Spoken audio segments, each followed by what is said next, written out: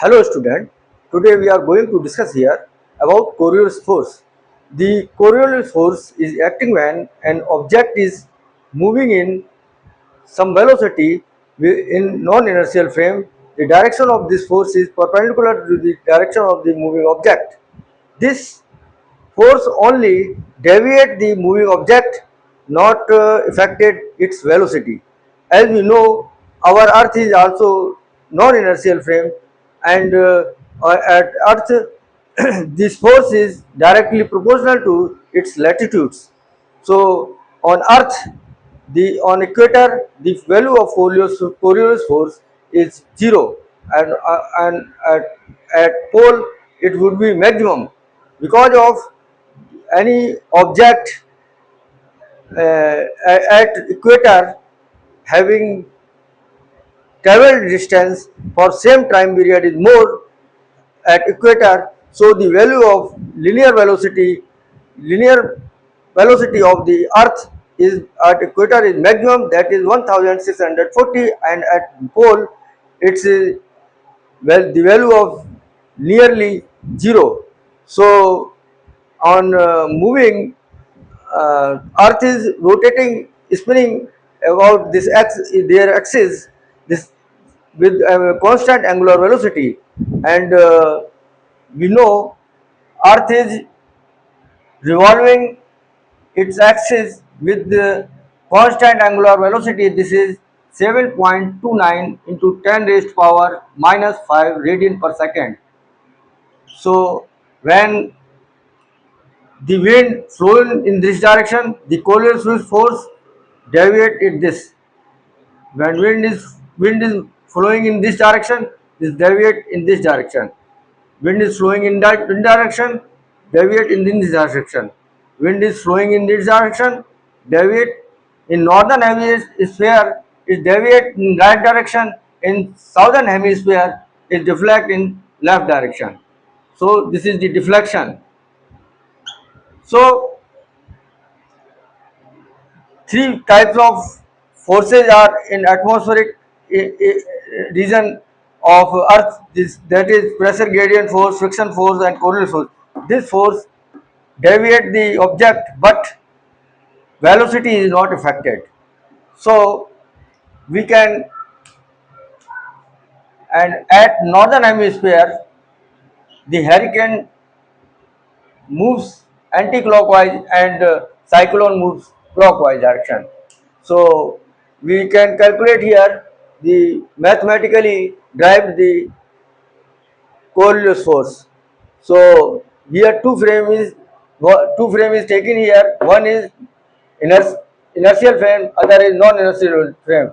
This non-inertial frame is rotating about this axis with constant angular velocity. So we take a object here. This object is initial at rest. So it is with respect to this rotating frame, its distance is fixed, not moving. So we can write the A vector dA vector by dt with respect to non-inertial frame. This is 0, and inertial frame, this would be written as dA by dt. In inertial frame, that would be omega vector cross r vector. R is the distance and omega is the angular velocity of this non-inertial frame, which is rotating with omega angular velocity. The direction of the omega can be visualized by the observer. If uh, rotating frame is moving in anti-clockwise direction, then omega, the direction of omega will be upward, and when clockwise direction, the direction of omega will be into the world, so downward. So if this mass this mass is moving with some velocity, then this is not fixed, this is not stationary, so this is not equal to 0. So we can edit the term here dA vector by dt with respect to non-inertial frame. So displacement vector will be ds by dt velocity in inertial frame omega vector cross r vector plus this become dr vector dt in.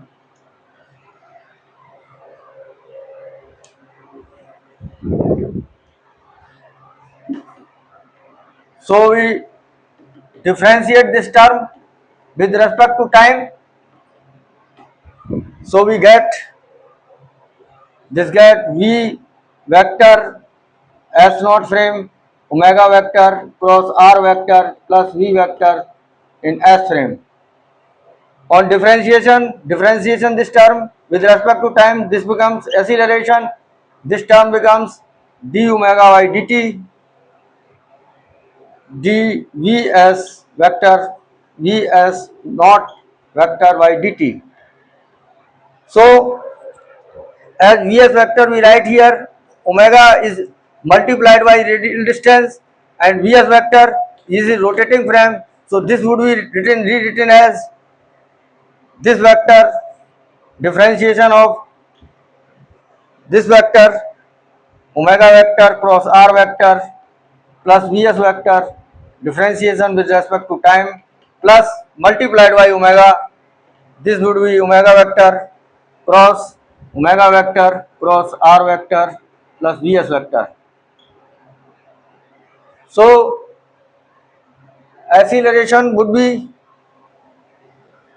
differentiation of omega d over dt into r vector plus dv vector upon dt plus omega vector cross r vector cross omega vector plus omega vector cross vs vector.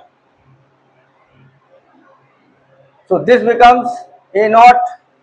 This term will be 0 because of this frame is rotating with constant angular velocity. So acceleration would be 0. dv vector upon this becomes ar vector plus ar vector plus dv vector by omega vector cross r vector.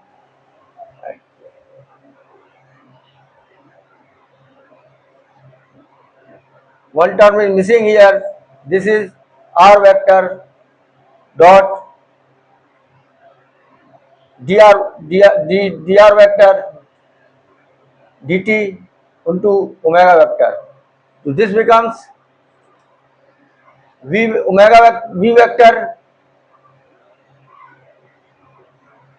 omega vector. This is omega vector cross dr vector. This becomes omega vector cross v vector s frame plus omega vector cross r vector plus omega vector cross vs vector. So we can write here ar vector a rotational vector a vector minus this term becomes 2 omega vector vs vector minus omega vector cross r vector. So this is rotational frame, this is in non-inertial frame, inertial frame, this is non-inertial frame, this is Coriolis force, Coriolis acceleration ACS, or this is centrifugal acceleration, So the Coriolis acceleration does not depend on position of the object, it depends on the velocity of the object. If velocity is increasing, Coriolis force also increasing. This is dependent position of the object, not dependent velocity of the object. So multiplied by m, this would be become as Coriolis force. F rotational would be F external force minus F Coriolis force minus F centrifugal force. This is Coriolis force, this is centrifugal force. So we take an example to understand this phenomena. Here we take a disc, this is rotating in anti-clockwise direction and a slot, a groove is made inside it. So this is the position, this is a disc, this is rotating with omega angular velocity, and a slot is made here, and at time t is equal to 0, at distance r is equal to r by 2, a mass is gently pushed here. This frame is rotating, this disc is rotating in horizontal plane. So this is x direction, this is y direction, perpendicular to the z direction. So centrifugal force is acting in that direction. This is mr omega square, and we see here Coriolis force is, that is m 2m omega vector cross vs vector minus. So this would be written as m vs vector omega vector minus sign, the cross product change. So we know omega is this direction is disk is rotating. So the angular velocity would be pointed outward the plane. So and velocity of the particle in this direction. So v cross omega. Omega is this, v cross omega, and thumb gives the direction of Coriolis force. This is Coriolis force.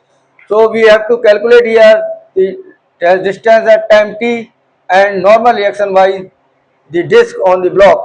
So Coriolis force provide here normal reaction in this phase, and the gravitational force acting downward, so its reaction will be upward. So Coriolis force reaction is up this direction j cap, so reaction would be f as j cap and plus mg Coriolis force mg k cap. So distance at time t would be written as d2 r over dt square. This is acceleration, centrifugal acceleration, and this would be r omega square. So this is the second order differential equation. The result for this equation would be c1 e raised to power omega t plus c2 e raised to power minus omega t. So put the value r is equal to c e raised to power alpha t, differentiate 2 times becomes, and put the value here.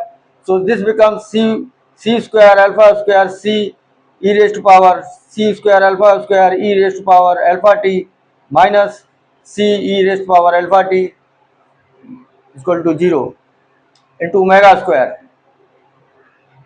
The value r and omega, this becomes here minus. So c square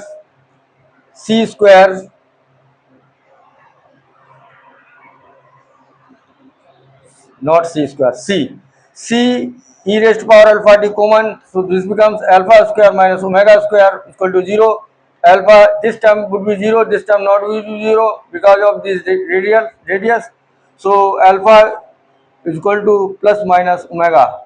So for this equation, two values here, c e raised to power alpha t and alpha is equal to omega, put omega t, and r is equal to c e raised to power minus omega t.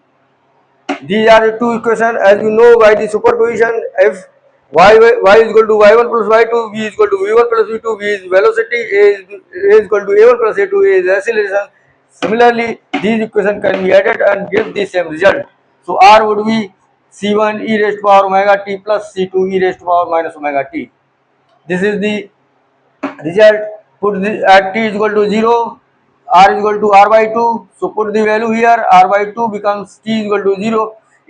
So c1 plus c2 e raised to power 0 is 1, and differentiate this term. So it becomes dr by dt c1 e raised to power omega t omega, and c1 e raised to power omega t minus c raised to power minus omega t. This becomes this differentiation. So here C1 and here C2. So at t is equal to 0, velocity is also 0, so this becomes 0, so C1 minus C2, and on addition both, so C1 and C2 which becomes R by 4. So displacement would be C1 R by 4 e raised to power omega t plus e raised to power minus omega t, and Coriolis normal reaction for by the Coriolis force would be,